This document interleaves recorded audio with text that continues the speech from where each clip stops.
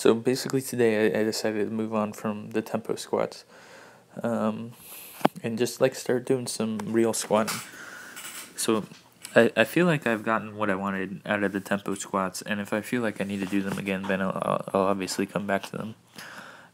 But of course, like I improved a lot already in performing the tempo squats. I went from the low 200s being hard to being able to do the 300s, just in a matter of like a week. And I learned a lot about like maintaining position, pushing out of the hole, all these different things. And I mean they're relevant, but they're only relevant so far as you apply them to the actual thing that you want to accomplish. The actual thing I want to accomplish isn't being really good at tempo squats, right? It's being good at, like actual squats, like getting a lot better at that. And yeah, so today I figured it was time to move on. If I need to take a step back later, then that's fine. But I gained something out of them, and now I'm going to try out some other things. You saw in the warm-up as well that I was doing some deep, long pause squats. The reasoning for that is that I have kind of a firm belief now that being strong in that end range of motion of your knee is what's gonna like keep your knee strong for the most part overall. So there are a couple of factors in knee health, at least the way that I've been introduced to it recently, because I've been trying to care more about these things.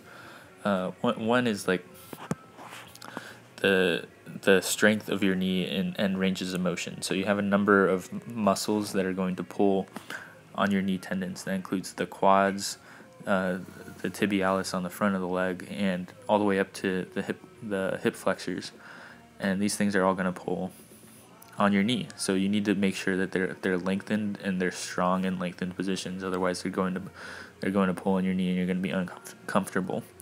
There's also a role that the calves and the hamstrings play in that, where like knee flexion, of course, is important, and the calves and hamstrings both play roles in that. So you have to take care of those. So you can see here also that I worked up to 315 pounds in total. I did 2 triples with that.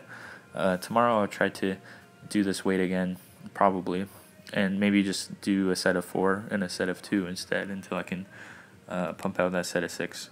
So this is still like historically pretty light for me. It's nothing like too crazy, but it is difficult because I'm not quite used to it, and I'm trying to apply all the things that I've learned. So there's some adjustments to be made there. But I think in time it'll get strong, and of course it's just learning and adaptation, and I'll only get better. The initial pull-up workout, I did actually 2 pull-up workouts today. It was very simple and very quick. It's just 6 reps with the 45-pound plate. So I brought my minimum up on that exercise. My daily minimum used to be at 30 additional pounds. I brought it up to 45 because 30,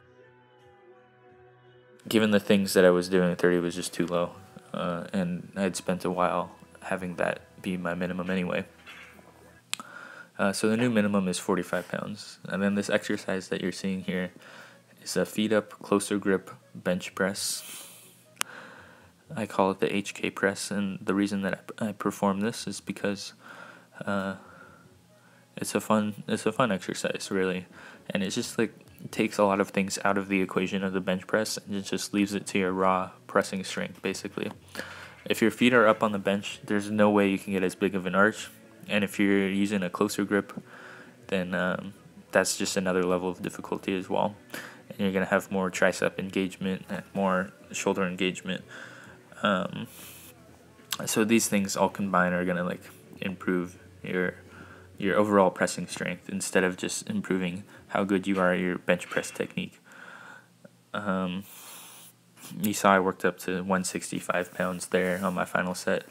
And I am someone who can bench much more than that. Like 165 in a normal bench is along the lines like 165 for 5. I can probably do 225 for 5 for sure, if not a lot more than that. So the feet up closer grip is much harder. I did an additional pull-up workout. Just kept the 45 again. went to 20 total reps, and I started by doing like sets of 5 to 6, but eventually, you get more tired and you go down to sets of 3 to 4, which is a good thing. If you're less capable at the end of the workout than the beginning, that means you obviously put some effort in. So I was actually pretty happy to see that. And yeah, that's basically it.